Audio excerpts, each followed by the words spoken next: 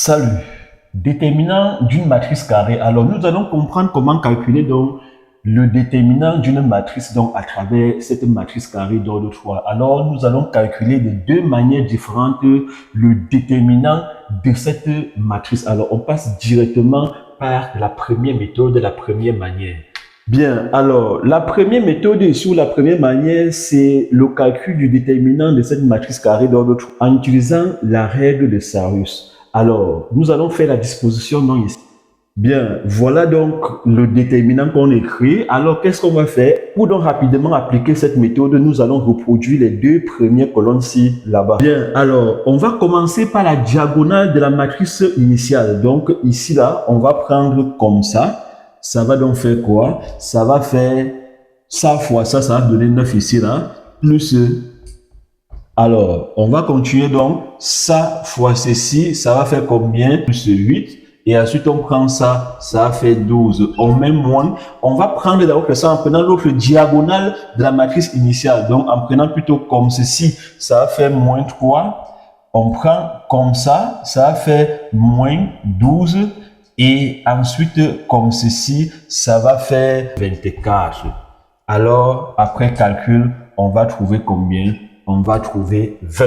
Alors, donc, voilà, on vient de calculer dans le déterminant de cette matrice carrée d'ordre 3 à l'aide de la méthode de Sarrus. Alors, je vous rappelle que cette méthode est très limitée parce que on ne l'utilise que pour des matrices carrées d'ordre 3. Donc, c'est vraiment limité. C'est facile, mais c'est limité.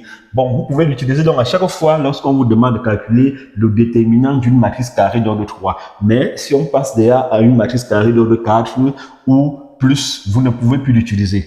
Bien, on va donc passer à la deuxième méthode, à la deuxième manière. C'est le développement par les cofacteurs ou le développement de la place. Bon, bien sûr, on va un peu écrire plus haut. La deuxième méthode ici, là, c'est le développement par les cofacteurs ou encore le développement de la place. Alors, comment se passe? On va d'abord commencer par parler des mineurs. Alors, c'est quoi donc les mineurs?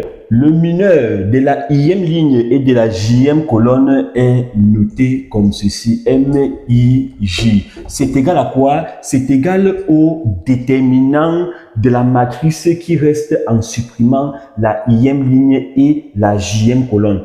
Bien, si on prend par exemple cette matrice-ci et qu'on demande de calculer par exemple le mineur de 1, 1, c'est-à-dire c'est la matrice qu'on va obtenir en supprimant la première ligne et la première colonne. Ça veut dire que j'ai supprimé ça et j'ai supprimé cette ligne-ci. Il va rester quoi? Il va rester 3, 6, moins 2, 3. Alors, le déterminant donne donc combien? Ça donne 21. Bien, alors, même chose, si on demande par exemple mineur de la deuxième ligne et de la première colonne, alors deuxième ligne, c'est ça, voici la deuxième ligne et première colonne, ça, il va rester quoi? Il y a c'est 4, là c'est 6, là c'est 1, là-bas c'est 3, c'est-à-dire je supprime la deuxième ligne et la première colonne, ça fait 4, 6, 1, 3. C'est ça là-bas. Ça donc fait combien? 6. Bien. Donc, voilà ce qu'on entend donc par mineur. Bien. Alors, maintenant, c'est quoi le cofacteur associé donc à ces mineurs-ci? Le cofacteur qu'on va noter comme ça ici là, c'est IJ.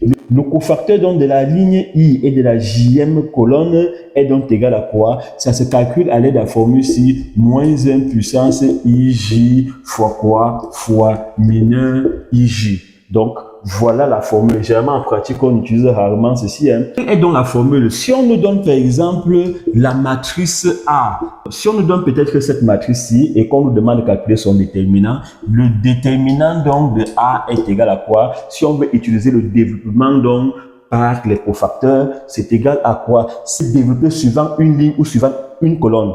Développons donc, par exemple, suivant la ligne-ci. Fait A, C, 1, plus quoi? Plus B, C, 1, 2. Donc, toujours première ligne et première ligne plutôt deuxième colonne.